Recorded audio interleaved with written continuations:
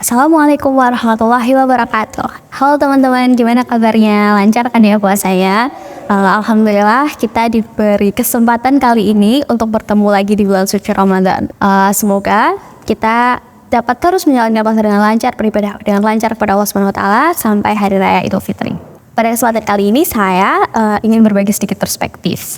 Mungkin dari teman-teman udah ada yang tahu dan mungkin ada yang belum. Mari kita sharing-sharing hari ini. Saya akan sedikit berbagi perspektif tentang prasangka yang mengubah kehidupan kita. Jadi kalau teman-teman pernah dengar istilah kekuatan pikiran, nah itu sebenarnya nyata banget dan itu benar-benar bekerja gitu teman-teman. Saya sendiri pernah merasakannya.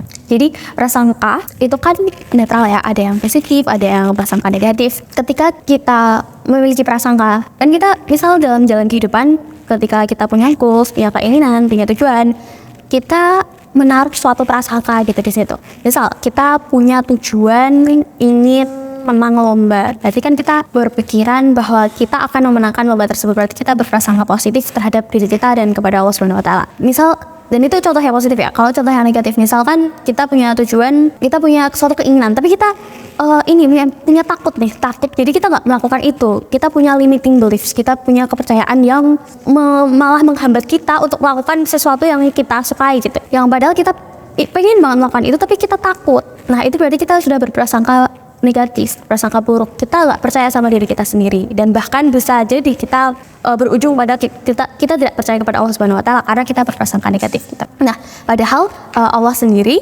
dalam suatu hadis riwayat Bukhari nomor 6970 dan Muslim nomor 2675 dari Abu Hurairah radhiyallahu anhu, ia berkata bahwa Nabi SAW bersabda, Allah Ta'ala berfirman, aku sesuai persangkaan hambaku. Aku bersamanya ketika ia mengingatku. Jika ia mengingatku saat bersendirian, aku akan mengingatnya dalam diriku. Jika ia mengingatku di suatu kumpulan, aku akan mengingatnya di kumpulan yang lebih baik daripada kumpulan malaikat.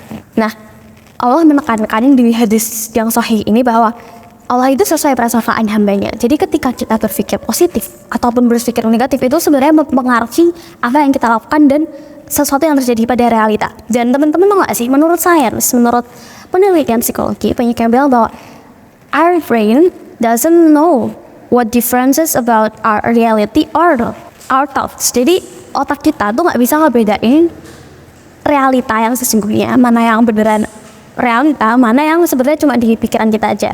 Jadi pikiran kita aja nggak tahu gitu mana yang benar-benar realita, mana yang ada di pikiran kita doang. Jadi ketika kita memikirkan sesuatu yang buruk, pikiran kita taunya itu mungkin realitanya memang buruk, padahal sebenarnya nggak kayak gitu karena kita tuh nggak tahu. Nah kalau misalnya otak kita aja nggak tahu mana yang benar dan mana yang cuma pikiran kita, kenapa kita nggak mulai untuk berpikiran positif terus?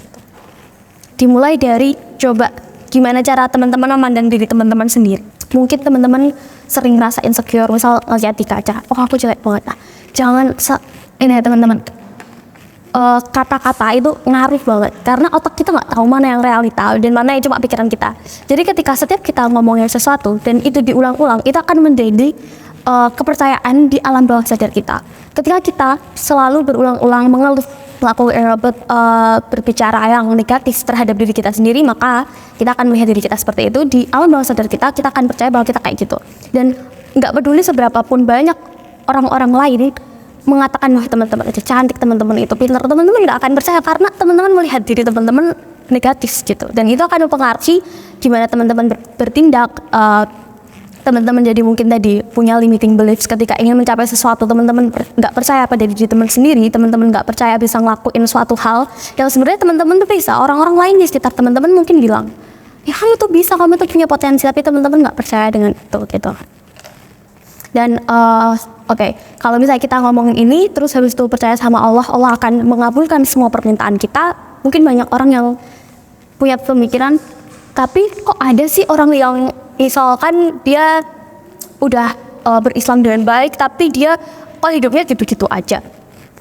Kenapa dia nggak punya kehidupan yang misalnya wow banget, kayak misalkan selebriti yang kita lihat gitu kan. Misal ketika dia beribadah kepada Allah dengan baik, kok dia hidupnya nggak lebih baik daripada yang jauh dari Allah, misalkan kayak gitu kan. Tapi sebenarnya ini ada suatu ceramah dari Ustadzah Hidayat yang menjawab berbagai pertanyaan yang aku pikirkan juga teman-teman. Jadi ternyata kan Ini di salah satu ceramahnya Ustadz Hadi Hidayat, ada yang bertanya kepada Ustadz Hadi Hidayat kayak gini, Ustadz, kalau misalnya Islam itu merubah hidup seseorang, kenapa marbot masjid itu enggak kaya gitu? Kenapa hidupnya kayak gitu doang? Kenapa dia enggak berkecukupan gitu secara materi yang dia penanyanya pikirkan ya? Terus Ustadz Hadi Hidayat yang menjawab dia dengan pertanyaannya adalah apa yang mau diubah gitu? Apa yang mau diubah? Jadi ternyata Ustadz Hidayat menjelaskan Islam itu kebanyakan dari kita kan mikirnya kalau perubahan itu secara penampilan materi, padahal Islam itu tidak datang untuk merubah materi gitu. Islam itu datang untuk mempercepat dan memberikan keberkahan pada tujuan berkehidupan. Dan Ustadz Hidayat bilang ada 4 pilihan dalam berkehidupan. Yang pertama ada dengan kedudukan, yang kedua dengan harta, yang ketiga dengan ilmu, dan yang keempat dengan tenaga. Nah, itu tuh ternyata pilihan teman-teman. Dan kebanyakan dari kita mungkin udah pernah ya dengar ceramah kalau kita tuh bisa beribadah dengan 4 pilihan itu. Kayak kita bisa, kalau bisa kita nggak punya harta, kita bisa dengan ilmu dan lain-lain.